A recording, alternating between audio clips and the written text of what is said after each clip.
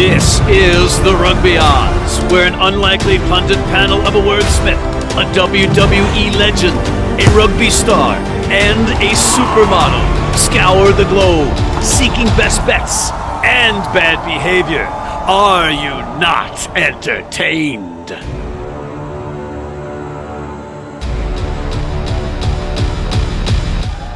Thank you. Much appreciated. It's great to be back after a quick week's vacation. My colleagues are with me. John Bradshaw Layfield, the WWE Hall of Famer turned rugby advocate. Gift Egbelu, the inventor of words. Mike Friday, the three-time Olympic sevens coach. And George Hook, the Irish rugby legend. We'll be talking what's on that slate. Let's get right to it.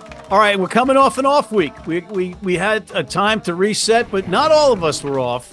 John, you were very busy. While you were basically conquering Mexico, you were also coming up with some great MLR picks. How did you find the time for the two? I'm really good. I'm smart.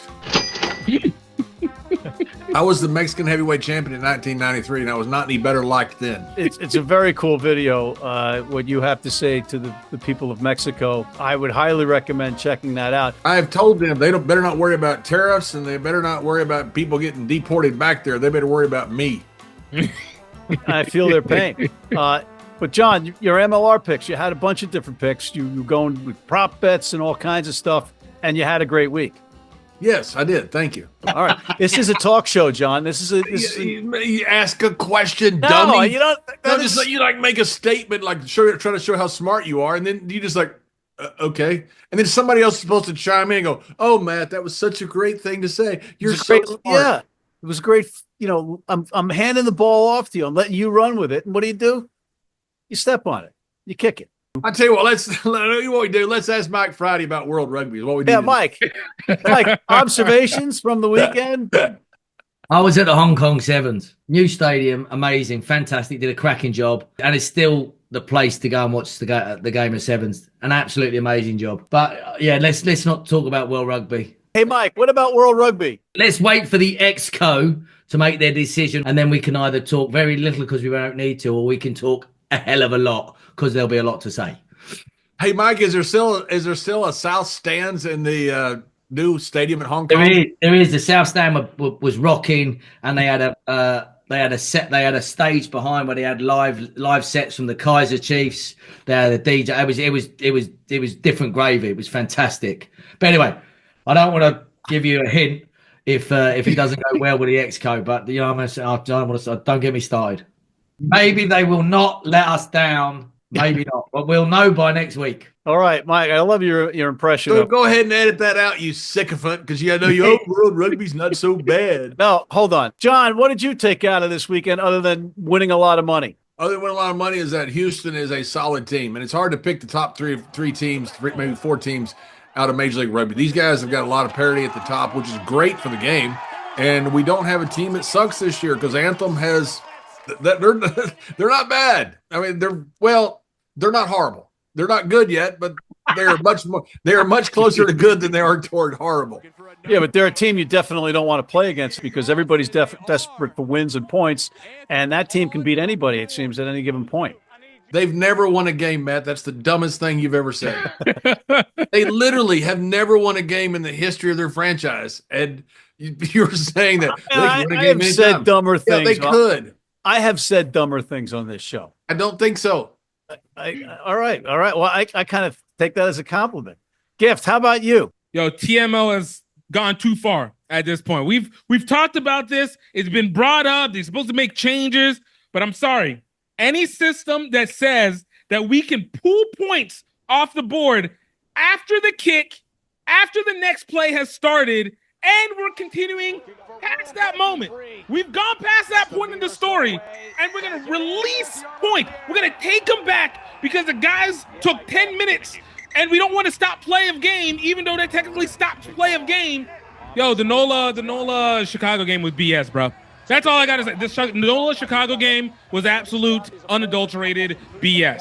This system is trash. Trash. It was trash in the World Cup last year when they had dude sitting in the sin bin 15 minutes after the situation had been over. It was trash whenever they were doing it during the championship games. It's trash now. All right? Trash. Who are you pointing to? I'm pointing to, well, kind of pointing, trying to point north, so I can point at World Rugby and their trash, and I can point at freaking MLR for conducting this trash-ass system, for trying to continue it with this trash-ass rebranding that they're trying to do of rugby. Like, what is happening? And also to the Chicago owner for going on the rugby pod and being like, oh, the people in rugby are so critical of themselves and it's just hard to make them happy, and then also allow a system like this to exist simultaneously, and then wonder why everybody's critical of the product that actually understands how the product is supposed to go, as well as basic ass entertainment. You're just crying because you're a Nolan Gold fan.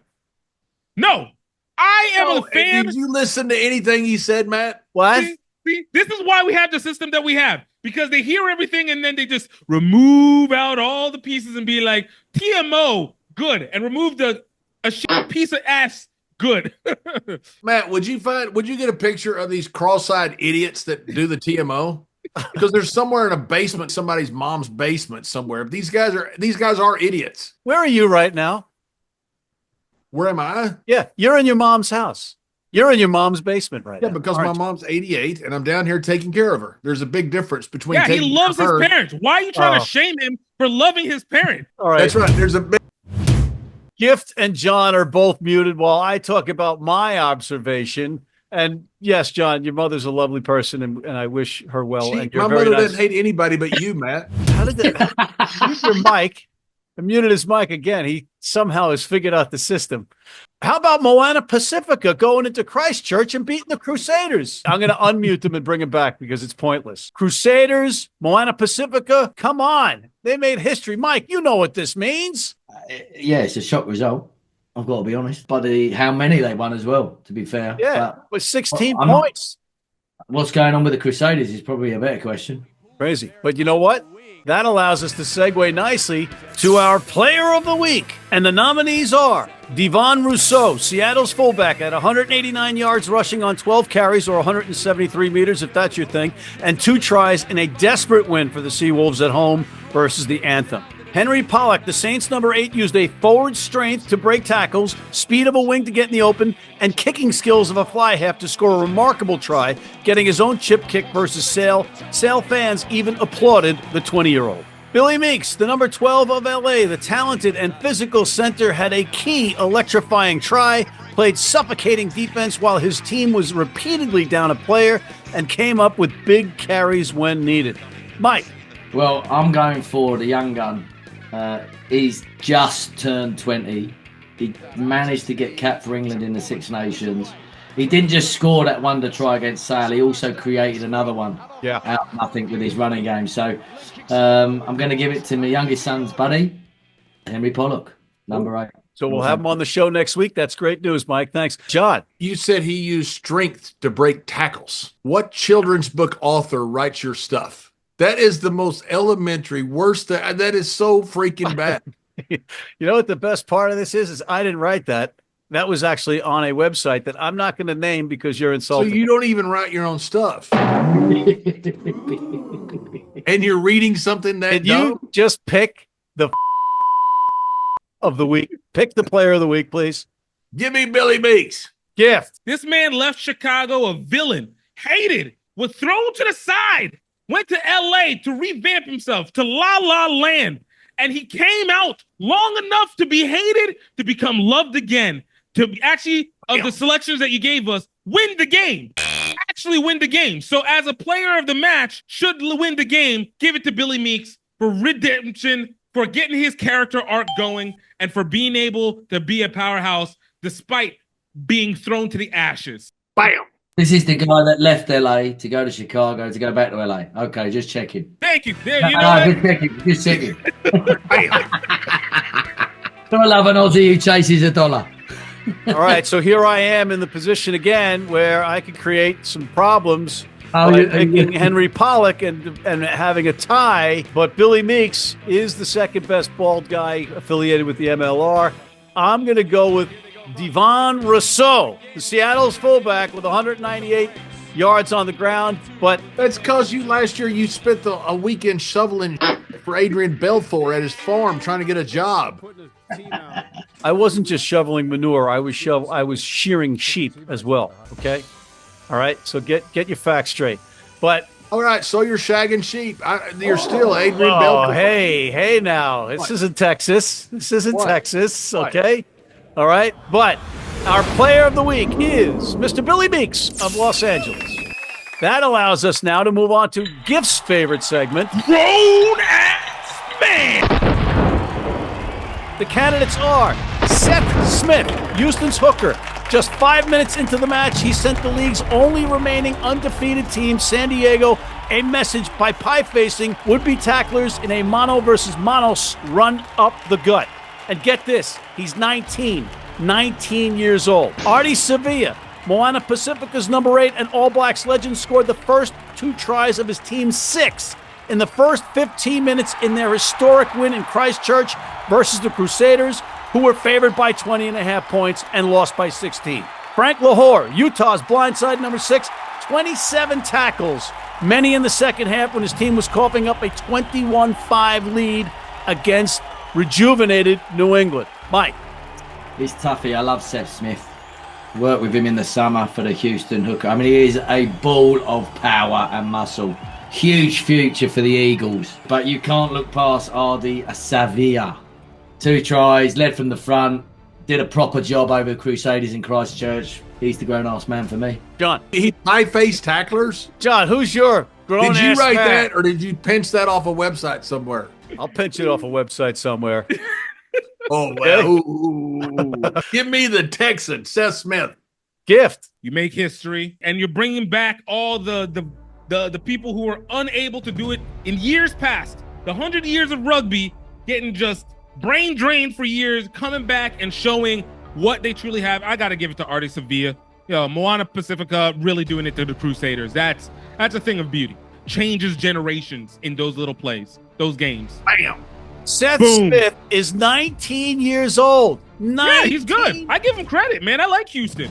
But Ardie Savea is going to change the history of Tonga and the islands with the way he's playing. All right, listen, I can't do this. Sseth Smith, if I go with Sseth Smith, it's a tie again. So island phobe. You are an island phobe. Sseth Smith.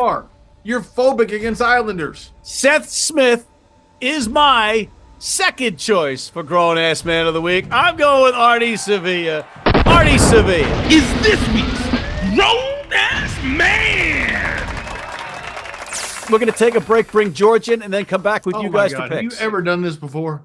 If you're in New York City and want to watch some great rugby, have some great food, and some great times, go to the world's best rugby pub, the Pig and Whistle on West 36th Street.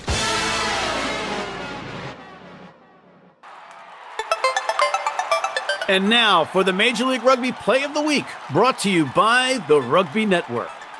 There were great plays across the league, but New England's Joe Johnstone stealing the ball from Utah in the 79th minute and racing up the middle of the pitch, facilitating Andrew Quattrin's try, and the team's dramatically improbable comeback at death stands tall. And that is this week's Major League Rugby Play of the Week, brought to you by the Rugby Network. I wouldn't like to be at the bottom of that. And we're back again with Mr. George Hook. George, calling in from Dublin. How are you? Yeah, I'm good.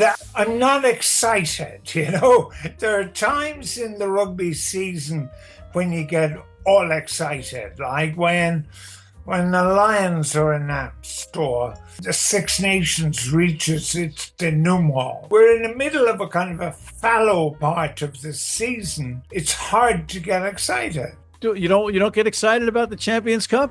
No, but that's me. I'm a product of my generation. Like 83-year-olds don't get excited about the Champions Cup. Are you making that statement for all 83-year-olds out there? I think I am. All right. Yeah, I think us 83-year-olds got more excited when we won the Grand Slam in 1948. And again, I would say that you're a formidable spokesperson for all 83-year-old rugby fans out there. All right, so yeah. Let's not waste any more of your time. Let's get to our recurring segment. Headlines with Hook.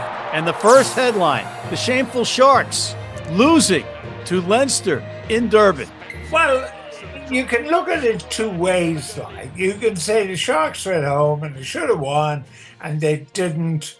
Woe is me, the Sharks. Or you can say that Leinster, and they are the best team in this entire competition, that they can put their second team down there and still win. I actually got very excited about it. I thought guys who were, second choices, like the front row, for instance, when Keane Healy came off, I thought, we're in the manure here. And the kids did very well. And then it's a personal thing. Harry Byrne has been badly treated. They missed two crucial conversions.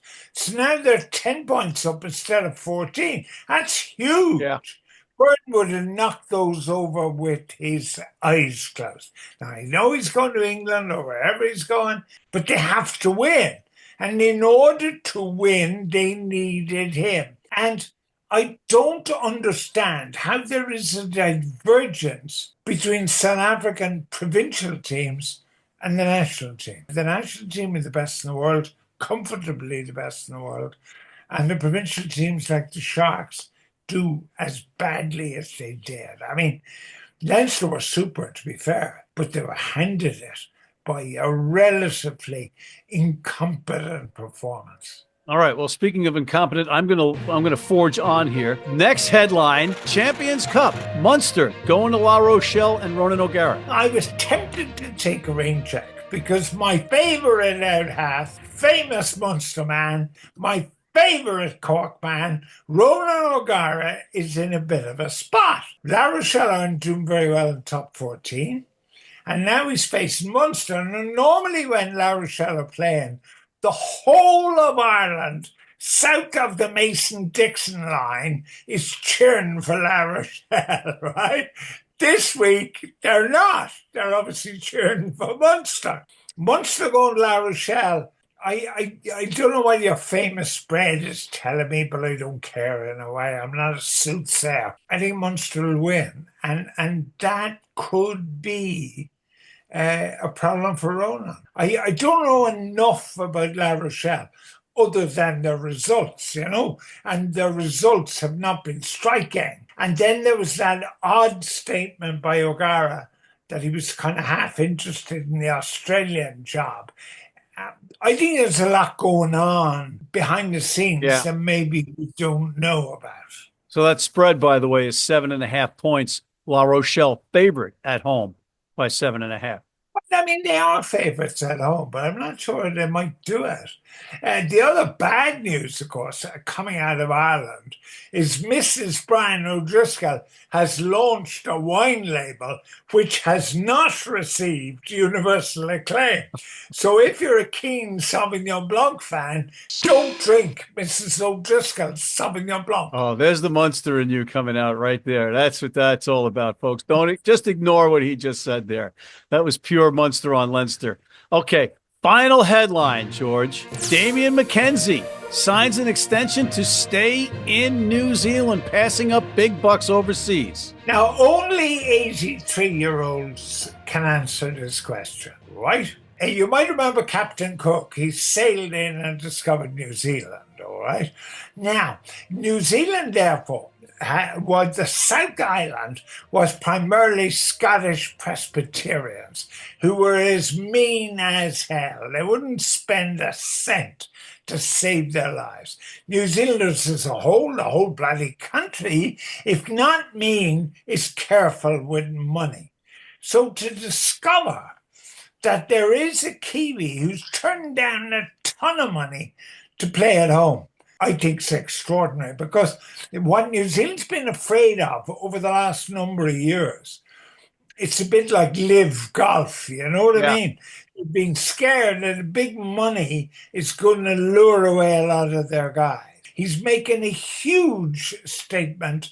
He's making a positive statement. He's making a statement which I applaud, but I mean, I wouldn't count on all the other New Zealanders staying at home when the big bucks are flashed, you know? All right. Well, there you have it, Mr. George Hook. And Headlines with Hook. thank you, George. Thank you.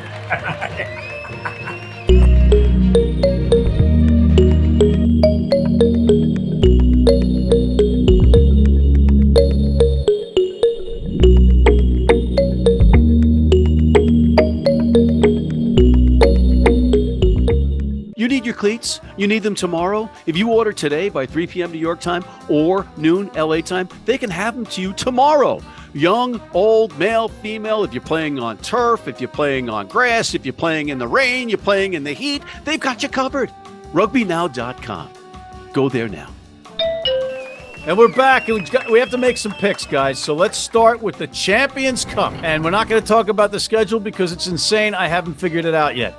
Champions Cup, John, who do you like? I like Saracens. Had a great game last week.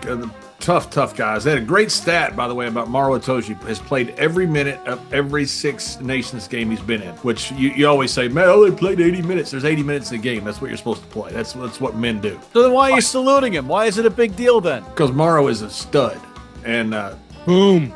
Oh, great. All right. So you're taking And Saracens. I'm gonna take Saracens if they're playing their main guys. So check the schedule, check the teams before the game. That's thanks to the legendary coach Mike Friday's intel, by the way. He's the guy who should be on 2 Cents Rugby because he's good. And this is like a C show or something. I have photos of Mike. Mike, who do you like? Wasn't me. I'm going for La Rochelle. I know Munster played well, but I'm going La Rochelle at home. O'Gara will actually spice you up, and I think they'll do a proper job on Munster. La Rochelle. Gift. Well, everybody knows I don't respect top 14. I don't respect French teams that don't play on the road. But one place that they seem to actually give a crap about is the Champions Cup. And I'm going to give it Toulouse to cover against Sale, 21.5, even without Antoine. His name isn't even relevant because he hasn't won anything major at this point, except for the Olympics. Wow. But at 15. So his legendary status is diminished. And the Six Nations and the Champions Cup. But apart from that, you're right. He hasn't won anything. Yeah. Other than that, and an Olympic gold medal. Other than that. Daddy, you always said it's South African there, Gift. I don't want to Yeah. I got to support my continental brethren. All right. All right. I'm going to stay in France. I'm going to go Castres at home, -7.5 for 7.5 versus Benetton. Let's move on to the MLR before we take a commercial break. John, who do you like in the MLR? Old Glory's coming back. They had a tough game this week, tough travel all the way across the country. They're playing at home. I think Old Glory is going to make a run this year. They made a run last year, and they win close games, mainly because of Robertson's kicking. But give me Old Glory at home. Gift. I love to make the anthem a kicking bag for all the teams, but this year they're not. Nola, I absolutely believe that they're going to beat the anthem. I don't think there's any doubt since the anthem still haven't won a game, but I think the Anthem are going to cover the spread. Matt, bring up what you brought up earlier, that Anthem can beat anybody any day. Anthem can beat anybody on any day. Apart from a match day. Apart from the match day. Oh, That's right. zing! He is like earning Ireland. his keep, Apart- ladies and gentlemen. Mike Friday. It's like ladies Ireland, and gentlemen. apart from Championship Day. Mike Friday, he's here all week, ladies and gentlemen. Let's put our hands together. 2 drink minimum. Mike, who do you like? I'm going for New England. I thought they've got to come back against Utah last week, and especially if they've got that baldy 10 playing. I can't remember his name, but I do like him. Jason Patros. It's the fella. I'm going New England to win and more than cover against Miami. You're calling the MVP of the league that Baldy. If that Baldy is playing, He looks a lot like you, man. he's much better looking than I am. But in the meantime, let's get back to the picks. I'm going to take Houston because on MLR Weekly this week, we have Emmanuel Albert on. He had a great game last week, the number 6 for Houston, and they're going to beat LA. Lindenwood alumni. They're going to beat LA by 7 or more. We're going to take a break and come back with our Super Rugby picks and picks of the week after this. From New York City comes America's longest running and most popular rugby show. The biggest names in Major League Rugby, MLR highlights, and big match previews. Rugby Wrap-Up presents MLR Weekly, made in New York City.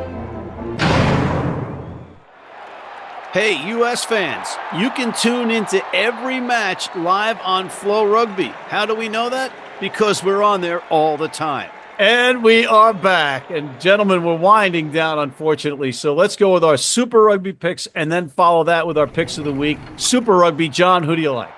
Western Force. All right, Gift. Hey, man, Fiji and Drew are at home. That's wherever they get their powers from. Crusaders are going to try and make a comeback. But look, man, a crowd of Fijians that get to stay at home is nearly an unstoppable force. The Crusaders are not nearly what they were 2 years ago. 2 years ago. All right. Go ahead and say something about it, island phobe, Matt. No, I'm Go just ahead, going say to point something about out that the Crusaders, had they beaten Moana Pasifika, would have been the top team in the league. They would have been in first place. So you might be prematurely writing off the Crusaders, who are just in second place by points. You're going to run into a bunch of Samoans one day, and they're going to beat the damn hell out of you. They're in third place by points, and I'm not writing them off. All right. Okay. I am telling them that they are not going to have a great time in Fiji unless they somehow manage to cheap out and rob the Fijians and make them play in Australia or New Zealand and call it a home game. That's it. Michael, who do you like? I am going for Moana Pasifika to do a job on the Waratahs. 2.5 points. They'll win and they'll cover that for sure with Ardie Savea. I really want to take the Crusaders just to go right at you with this, but I'm not going to do that. Because you're an island phobe. I'm going to take You are going to run into a bunch of Fijians one day, and they're going to whoop you until you can't walk. They're way back in that line. They're going to laugh a lot about more it. people that are already waiting outside my door. So that's a different story. I'm going with the Blues. They have to win 4.5 points over the Hurricanes. And that brings us to John's favorite segment, Picks of the Week, Johnny. Who do you like? Okay, Maddie, you little island phobe, you. My pick is 2 cents rugby. All right, so he's muted during his pick. We got to unmute him. John, can you give us your pick, please? New England and Miami, I'm going the over because neither one seems to want to play defense, and I think they score a ton of points. Gift. That Moana Pasifika Waratahs, I'm looking at an over-under of 55 points. Looking at them to actually get the over on that. Mike, who do you like? I'm going for San Diego Legion to win and cover against Chicago. Wow. And with your radio voice, I see. Yeah. Yes. I don't think Legion can be that bad 2 weeks running. Okay. I'm going to go with the under in the San Diego-Chicago match, under 45 points. And on that note, we're out of time, guys. Oh, thank God. Thank you to John Bradshaw Layfield, the WWE Hall of Famer turned rugby advocate, King Gift Egbelu, the inventor of words, Mike Friday, the 3-time Olympic sevens coach, Irish legend George Hook, and thank you for tuning in. Please check out our other shows, including MLR Weekly. Hit that subscribe button on YouTube. Sign up for our weekly newsletter, and please join our American Red Cross blood donor team. Give all your blood. I'm down with the clown. Known as World Rugby.